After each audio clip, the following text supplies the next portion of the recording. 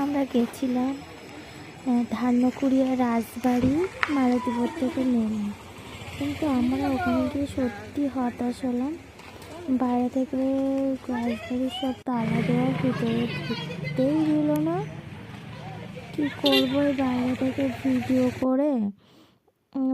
করে ওখানে একটা পার্ক ছিল, ধান্যকুড়িয়া পার্ক বলে, আর সেখানে একটু ঘুরে আসলাম।